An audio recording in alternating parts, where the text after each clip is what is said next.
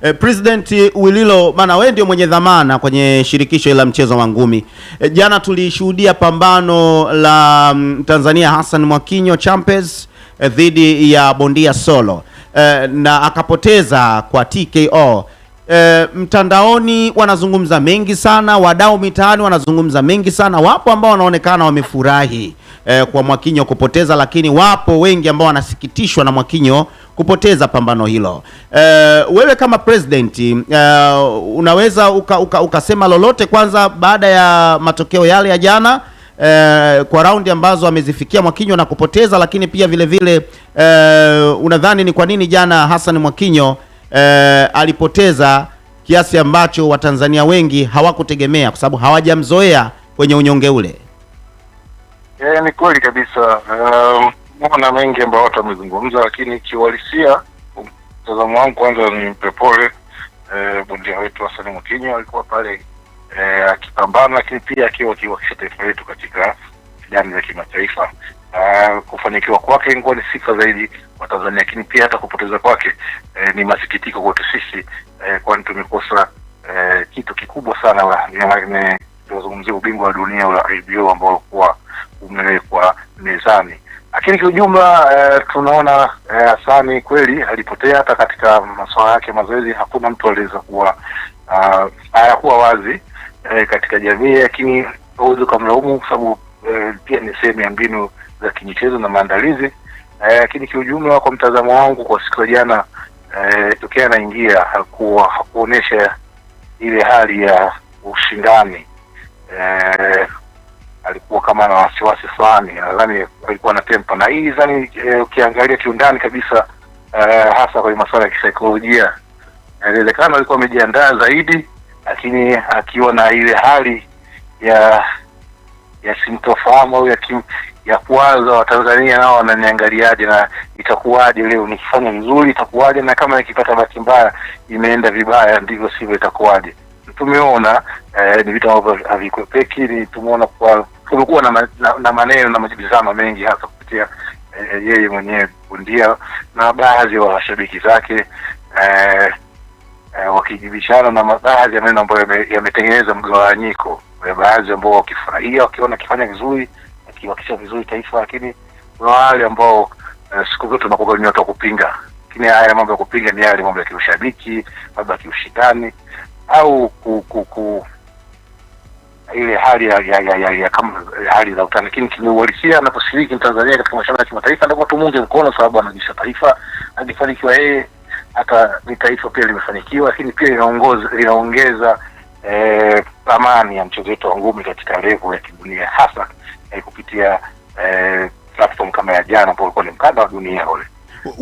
Hiyo jumla performance wise kwa kweli haikuwa nzuri. Sasa ni kumlaumu, inawezekana hakuamka vizuri, haikuwa siku nzuri kazini kwake, lakini na imani akirudi akikaa chini na benchi lake la ufundi akae na kufanya masahihisho, aone makosa aliyofanya, lakini pia afanye masahihisho kwa ajili ya kurudi vizuri zaidi katika mapambano yajayo ambayo anatarajia kupambana. Wewe ni president, kabla ya mchezo huo ama pambano hilo ama fight hiyo ya Hassan Mwakinyo siku ya jana, ulipata labda pengine wasaa wa kuzungumza naye, kumwambia chochote, ikiwa sehemu ya kumtakia kheri na baraka, kwa sababu wewe ndiye mwenye dhamana ya mchezo huo kama kiongozi mkuu wa mchezo huo, rais wa shirikisho, ama haukubahatika kuongea naye chochote mpaka anauendea mchezo wake huo ama fight hiyo?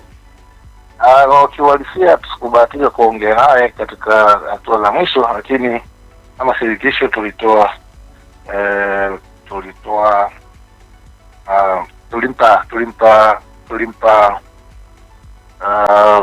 tuliwasiliana naye kwa ajili ya kumpatia motisha ya kuweza kufanya vizuri katika pambano lake hili. Sio kile peke yake, pia hata Watanzania wengine wawili ambao washiriki katika pambano lile ambao nao pia kwa bahati mbaya walipoteza, mmoja akiwa Lupakisio ambaye alipoteza kwa points. Of course katika pambano lake alikuwa ameelemewa sana, lakini alijitahidi kucheza strong mpaka kuhakikisha kumaliza. Lakini pia pambano jingine la bondia wetu Amiri Matumla akitokea katika boxing club ya Mafia, naye aliweza kupoteza kwa points, lakini unaona kidogo alipambana kulikweli, alikuwa na stahili na yeye uwezo wa kushinda pambano lile, lakini kwa bahati mbaya kuweza kupata pointi za kutosha kutoka majaji na kuweza kupatia ushindi mpinzani wake kutoka nchini Ufaransa katika pambano lile. Kwa nini unadhani Watanzania tunakuwa hatufanye vizuri kwenye mapambano ya kimataifa, aidha tukiwa nyumbani au hata tukiwa tumetoka kwenda mataifa mengine kulipambania taifa? Tunakosa mabondia imara, tunakutana na mabondia bora, tunakosa walimu bora kwa ajili ya boxers hawa, ama tunakosea wapi President? Kiujumla hiyo ni jambo mtambuka, lakini kwa haraka naweza kusema kupata ile ushindani wa kimataifa kwa stage mbalimbali, na hii hasa tunaangazia sana hasa katika wachezaji wetu. Ukiangalia makuzi yao wengi hasa katika miaka karibuni wamekuwa wakiingia moja kwa moja kushiriki ngumi za kulipwa pasipo kupitia misingi thabiti ya amateur au ngumi za ridhaa kuanzia chini. Hii ni moja ya changamoto. Unakuta wachezaji wanaanza kucheza katika level kubwa, lakini pia wanaingia moja kwa moja katika professional.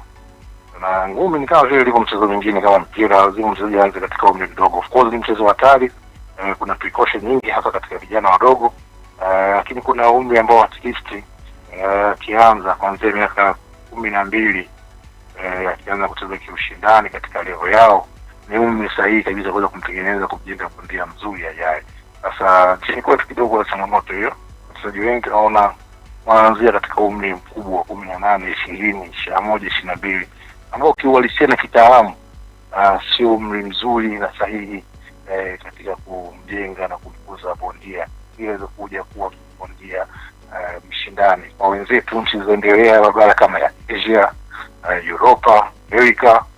Unaona wachezaji wao wengi wanaanza katika umri mdogo, wakianza ridhaa, wakicheza mashindano mbalimbali mpaka level za dunia katika umri wao, lakini baadaye kuja kukutana professional, unajikuta unakuwa umecheza kwa mapambano mengi na kimataifa, mabondia mbalimbali kutoka sehemu mbalimbali duniani. Inakuwa ni kitu cha kawaida. Lakini pia katika umri huu ambao tunasema sisi wengi ndio wanaanza, wenzetu ndio wanakuwa wako katika peak kubwa, hiyo miaka 20, 21, 22 wako katika peak nzuri hasa katika upande wa kuingia kwenye professional. Lakini kwetu kidogo imekuwa tofauti na changamoto. Ndio. Lakini tunapoelekea tunaendelea kuboresha zaidi. Kama sasa hivi kuna vipengele na sheria kali kabisa na kuhakikisha wachezaji kabla hajapata professional license lazima awe na base ya amateur ya level fulani na aweze kupata ruhusa kwa kushiriki professional. Lakini pia changamoto nyingine pia ambayo ni kubwa ambayo tumeendelea kupambana nayo na kuanza kuiboresha zaidi, ingawa bado tujafikia wengi, lakini tayari ndio limeanza. Lakini so far ni kwenye suala zima la walimu wa mchezo wa ngumi, hasa katika level za kimataifa, lakini pia wakiacha hiyo waamuzi na majaji level zote za kitaifa mpaka kitaifa, pamoja na wasomaji wengine wa mchezo. Tunaongelea walimu sababu ndio wanaokuza wachezaji wetu kutokea katika misingi ya kujua ngumi mpaka kuzifahamu na kucheza mpaka kiushindani. Ili pia unaangalia marefari, wanasema marefari ingawa watu wengi wanaona kama vile wana mchango kubwa sana, lakini sisi katika ngumi kitaaluma tunaamini, tunasema refari mzuri ndio anatengeneza bondia aliyekuwa bora. Ndio. Unapokuwa na refari ambaye sio mzuri, basi unatengeneza mabondia ambao sio wazuri, kwa sababu wanaenda kwa misingi ya ule kutokuwa ubora wake kwa kuweza kuwa mislead wachezaji.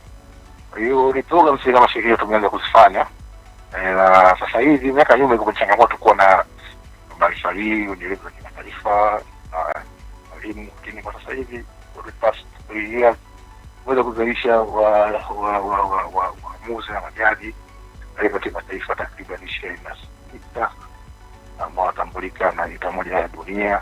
Hii pia tunataka kuendeleza zaidi, lakini pia kuongeza wengine zaidi waweze kupata hizo nita moja. Lakini pia kuja kwenye upande wa walimu hivyo pia katika kipindi cha miaka mitatu tunaweza kuongeza takriban walimu 30 wa level ya kwanza ya kimataifa, na tutaendelea na program mbalimbali kwa kuendeleza zaidi, lakini pia kuongeza wale wengine kutoka katika level za kitaifa kuja katika level ya kimataifa ya nyota ya kwanza na baadaye kuendelea katika nyota zingine. Okay, tukiwa tunamaliza sasa, President Wililo, Hassan Mwakinyo Champers ni bondia ambaye kwa sasa hivi bila kificho ni kama kuna mgawanyiko dhidi yake. Wapo ambao wanamkubali sana, uambii kitu dhidi yake, na wapo ambao wanaamini Champers ana mambo mengi ambayo pengine yanawafanya wao kujitenga naye. Sasa miongoni mwa mambo hayo ni pengine na maisha yake kwa ujumla, jinsi ambavyo amejiweka mitandaoni, maneno anayozungumza. Wapo ambao wanamfagilia na wapo ambao wanaona anazingua, labda nitumie lugha hiyo. Ukipokea matokeo ya jana, unaona pia wako baadhi ya bondia ni kama wanafanya jokes ama wamefurahishwa na Mwakinyo kupoteza, lakini wapo ambao wanasikitishwa kwa Mwakinyo kupoteza. Wewe kama president leo hii ukipata nafasi ya kukutana na Hassan Mwakinyo, ama nikikupa nafasi pengine ya kuzungumza na Hassan Mwakinyo sasa, ama umshauri Hassan Mwakinyo, utamwambia kitu gani zaidi? Kikubwa tunazungumza ni ya kweli, na mgawanyiko kule unaonekana upo, na hii ni mambo ya hulka za sisi wanadamu, na vitu vyote vinasababishwa na tabia za sisi wenyewe. Inaweza kwa mchezaji mwenyewe au washabiki wake, lakini yote yanatokana na mmoja lazima atengeneze mazingira ambayo anaweza kutengeneza hulka tofauti kwa watu waliomzunguka. Kiuhalisia kweli ana mazuri ambayo mengi anafanya, lakini kuna mengine ambayo anachangamata ambayo anahitaji kweli ushauri wa kupewa aweze kufanyia kazi. Ndio kuhusu kujikubali, kutengeneza branding yake. Amejitahidi sana katika mabondia wengi hapa nchini Tanzania, amejitengenezea upekee wake fulani wa kutengeneza brand yake na kujiamini na yale ambayo anafanya na yeye mwenyewe binafsi, ambayo ni vizuri pia kwa wengine kuweza kuiga. Lakini changamoto zingine ni hizo sasa, kucontrol jinsi namna unavyoongea na hadhira ya sisi. Unajua wanadamu ndio zote ujifunze kwa jinsi communicate na hadhira, hasa public. Kuna namna ambayo communicate nao watakupokea in a positive way, lakini kuna namna unaweza kuongea ukapokelewa kwa mawazo hasi ambayo kiuhalisia si mazuri. Na mimi naamini sana ni katika hayo, na yeye ni kushauriwa tu zaidi aweze kupokea na kufanya kazi, hasa hayo ya kuweza kucontrol jinsi anavyozungumza au kuwasiliana na public, hasa katika mitandao ya kijamii. Ndio bana President Wililo, mimi nikushukuru sana kwa muda wako. Umekuwa wakati mzuri sisi na wewe kuungana kwenye maabara ya michezo ya Passion FM. Tukutakie kila la kheri, na tutaendelea sasa kuzungumza kuhusu shirikisho na hususan timu yetu ya taifa ya mchezo wa ngumi.